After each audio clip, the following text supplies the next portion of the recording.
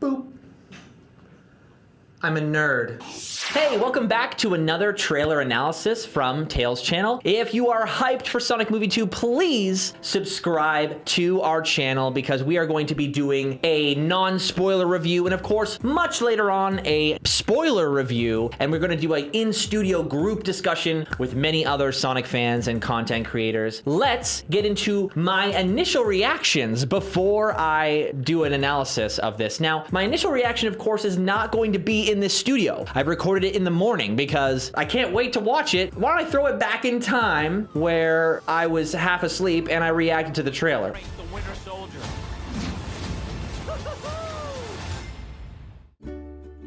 These rings signify the commitment. So help me, Thomas. Sorry. Like that situation, I need you to use the ring to save me, like right now. No, my God. Oh boy. Snow, my God. Hawaii. I just hope we're not too late. Oh, Lord, there are two of them now. What's happening? Okay, quick version. Robotnik is back. I discovered the source of ultimate power. We need to get it back or the world is doomed. You rock some kind of space porcupine. I am an echidna warrior. Hedgehog. It's time to say goodbye to humanity. Oh. Welcome to the new norm. This is your moment to be the big hero. Bad time to say this, but I don't actually have a plan. Hey, you got a little something on your... Someone call an Uber? It's cold in here. Let's turn up the heat.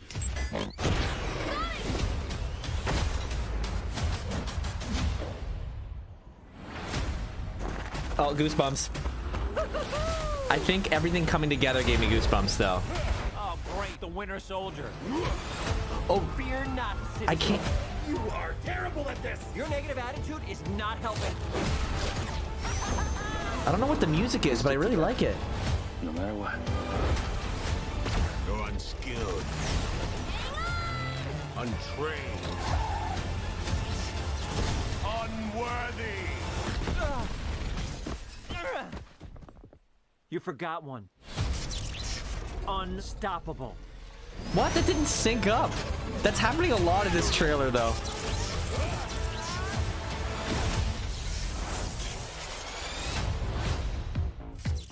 Stand still and die! For a guy named Knuckles, you are really bad at punching. And then he punches him. Holy moly. Oh, before I jump back into the studio, I want to say that, so there's something going on with the music that I really liked. I got goosebumps because I cannot believe that it's comedy, it's action, it's also faithful to the source material. There's so much to break down in there. I think I'm gonna have to get in the studio to break it down. All right, now that you've seen my reaction, I've had some time to kind of sit on it now. You're gonna see how my reaction has evolved throughout the day. I like what they're doing with the text there. I got some things to say about this scene. I like the Green Hill Zone theme, but is there a significance to the actual song, right? Because before it was in the musical score, Green Hill. But now it's all of a sudden it's kind of like breaking the fourth wall here. I wonder if they're gonna lean into that, make it seem a little bit more intentional. I just wanna make sure that we don't take fan service and just eat it up just because it's fan service. Remember, we wanna make sure that the fan service is serving the narrative in every possible way that it can. All it would take is like one of the scenes, you know, where we see Sonic later on with like a mohawk and he's dancing around the whole house. Maybe they have a piano somewhere in the house and Sonic just like plays Green Hill, you know what I mean? And that's what he plays when he's jamming. I don't know if he grabs like an instrument or a guitar or a trumpet or something when he's doing a million things around the space. As long as it's like significant to Sonic's character and then it becomes Tom's ringtone for Sonic, that all of a sudden it paints a picture that happens off screen for these characters. And all of a sudden it shows us, oh, there's a lot of stuff going on between Tom and Sonic off screen that we don't know about. That picture is a frame from the previous trailers. I hope in the final movie it's actually a picture that Tom would have taken, or Sonic himself would have taken. What if it was all blurry? Again, we don't want them to be cutting corners. I'm going to enjoy the second movie, I guarantee it, but that doesn't mean we can lower our guard. I do still like the concept of the scene where Sonic calls him. He's in the middle of saving Tails here. He's like, you gotta throw the ring right now. I imagine that being really funny. This is cool. It's the worst possible position that he could have thrown that ring. I have no idea why he didn't just run to the left or right. Look behind him. How much space do you have, Tom, to throw that ring somewhere else that isn't right in the way of everybody? Like, what are you thinking, bro? Like, stuff like this, it is taking me out of it. Again, yes, nitpick, sure. They are in a field. It would be different if they were in a church. Why did he have to throw it right there? He knows how rings work. This character definitely says, Snow, my God. It is literally my job to nitpick. It's my job to share my thoughts of everything in this trailer. You disagree? Great. Comment. We'll talk about it. I cringed at this joke. It just makes me worried that they're gonna tell every joke they possibly can and not tell only the good jokes. The idea is that if I give this feedback now, the third movie can be even better. People are gonna come at my neck. I can feel it already. There's so much space. There is so much space. It's been proven that Eggman can follow him in the first movie.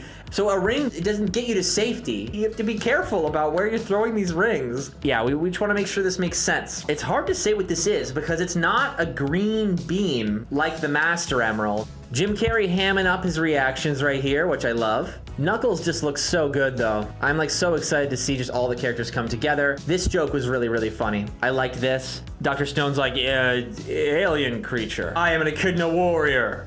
Be respectful. Demanding respect. Having his latte. It seems like Robotnik doesn't like the latte that much. Did maybe Dr. Stone not, maybe he got out of practice? I have no idea. He doesn't seem to be enjoying it. So this is when he returns. He doesn't have Knuckles, but it's so weird. So this is the coffee shop again. Knuckles was with him in the coffee shop. So does Dr. Stone stay working at the coffee shop? Do you see where I'm confused, right? Because Dr. Stone must stay working at the coffee shop. There must be something about this coffee shop. Maybe he uses it as a hideout. We actually saw this scene being filmed and we had no idea what this scene was about, right? Remember when you saw a Jim Carrey double just like rising up?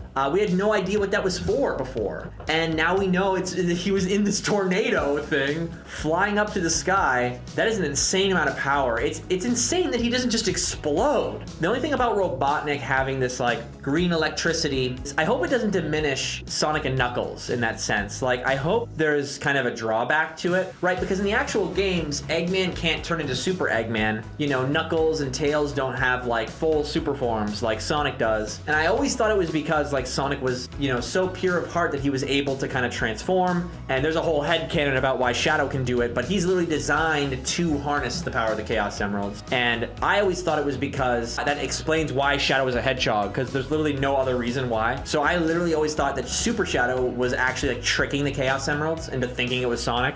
I'm hoping that this movie leans into that a little bit. And so I'm wondering how they're going to navigate that with Eggman seemingly having full access to Chaos Energy here. What price does he pay for using them when he's not supposed to? It's clear that it's natural for Sonic and Knuckles to use it. So what's the price, right? Does his genius let him get away with it? I certainly hope there's a price to pay and a lesson to learn. So I'm wondering why it's all snowy here, because they're in a tropical area and they're under the ocean. Does this confrontation happen somewhere different? Again, this is good that I don't know because that's a reason to see the movie. So that's great, but it seems like maybe there's more than one temple. Are we seeing the Chaos Emeralds going on? Like, is this a fight over Chaos Emeralds? Definitely like this connection to Longclaw. I hope we learn more about this ancient race of owls. I hope it's like owls versus echidnas and they go into all that, because again, this isn't really lore we got explained to us in the main games, but this is pulling from the games. And love it or hate it, this is going to become what people know as the main story.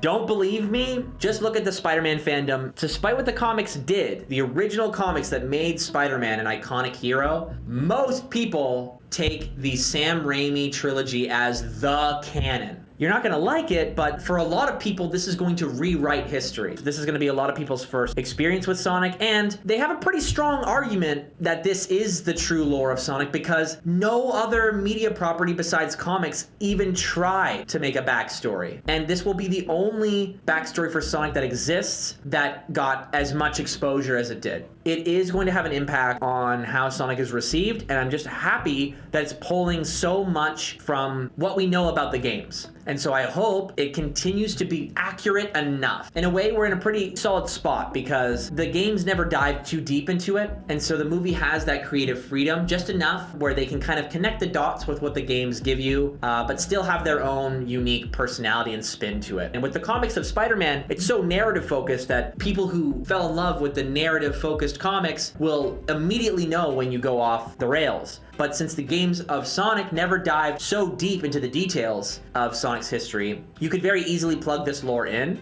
especially since all the games don't really fit perfectly anyway. We're primed and ready for something exactly like this, so we'll see what it does. I really liked this joke. You got a little something on your face? I'm surprised Sonic didn't immediately recognize it though. That's exactly what Robotnik did to Sonic in the first movie. But you know, maybe he was blinded with rage in the first movie. I don't know, it's worth it for the joke. It's totally worth it for the joke. It's a good joke. And I hope they're saving a lot of the good jokes for the full movie. So this is the part in my first reaction that you saw where I got goosebumps. A lot of it is because, I don't know, I always thought that the original movie design, for example, like the movie we thought we were gonna get basically is what I thought we were gonna end up with, you know, just something not faithful. Every once in a while it hits me like, oh my God, this movie is like action packed. It has like cool action scenes and the music is hyping us up for an action movie and like the sound effects they're using, yes, generic for action films, but I just can't believe it's happening as a fan. See Sonic like, grabbing stuff and flipping it, like him flipping around, flipping back like that and then going down the big mountain. Big set pieces like this, I never thought we would get.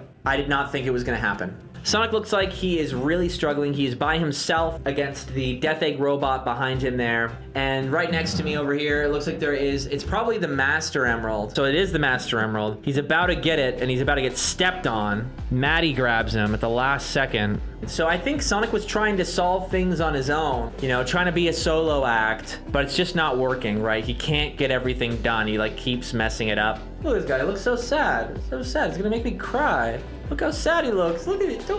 He's gonna go through some sort of change here, right? Like he is learning he can't handle this stuff on his own. I mean, you see the guy say, "You're terrible at this." He's like, "Your negative attitude is not helping." It's funny at the beginning, but it's gonna cost Sonic. So I wouldn't be surprised if there's a lot of friction between Sonic and Tails at the start. And that's kind of the story we're gonna get is Tails getting pushed to the side. Maybe they have a big fight and, you know, that causes Sonic to be alone. But then he realizes that he relied on Tom and Maddie before, so why can't he rely on friends? He raised himself by himself, so it gives him this false sense of security, which gets him into trouble. She is freaking out. I think it's on her wedding day, right? She is gonna get insane. So that might be fun. She might like go crazy and just like chasing after him or something. Like, get out of here, get out of my wedding. Robotnik warps back in. So I'm starting to think that like, you know, the Mean Bean caffeine machine or whatever it's called actually does have a secret base underneath it. Because again, we saw them like revisit. We also see him warp back in here, right? And like that must be the first time we see him. It looks like a big reveal. Dr. Stone is definitely tied up here. His hands are behind his back. And I think he's being questioned by the local authorities for having this thing in his basement underneath his own coffee store. But as soon as he gets caught, I think Robotnik warps right back in. See, this is the part where I'm like, I get that these trailers tend to have lip syncing things. This scene, it doesn't sync at all, and it's super focused in on his face. It really took me out of it. I think it'll take kids out of it. This trailer is really great, but this part, it really took me out of it. It really did. There's multiple parts where the lip sync is off, and I'm able to look past it. But when it happens so many times, and then in this big moment that it's clear is kind of the like anchor of the trailer, what it all leads to, right? And he says like, you're untrained, you're this, you're that, you're that, and Sonic like turns it around on him, and he has this like confident look. Like all that is great, but then unstoppable. Like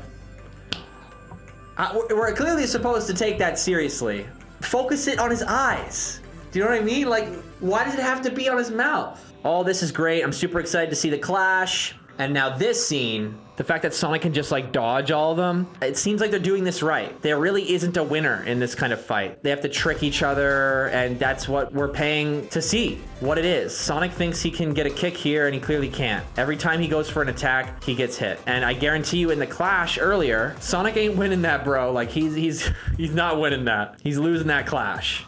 He's gonna lose every clash he's in. He's not a fighter unless he gets you off guard. And that brings us to the end of the final trailer. So I am super excited to see this movie again. There's just a couple of things here and there that I hope that they kind of touch up. But again, none of those things are fundamental issues, right? I didn't like Snow My God, but I can look past it, especially if they don't have Sonic floss twice or do anything like that. It's fine. It's pretty par of the course for a kid's movie. The lip sync isn't gonna be a problem in the final movie. I just worry again are lines that are only added to make the trailer look cooler than the film actually is. But it could also be that they're trying to hide parts of the movie so that there's surprises for us. So you could take it positively or negatively. We need to stay critical. That same thing extends to Frontiers, which is a perfect segue for the outro of the video. Thank you so much for watching, and we're going to be doing this exact same format for Sonic Frontiers trailers and Sonic Origin trailers when they finally come out. If you like content like this and you want to see more, please support us by subscribing and hitting the notification bell so you actually get notified when we upload. I hope you guys have a great rest of your week and day. This was Evan for Tales channel signing out. Peace.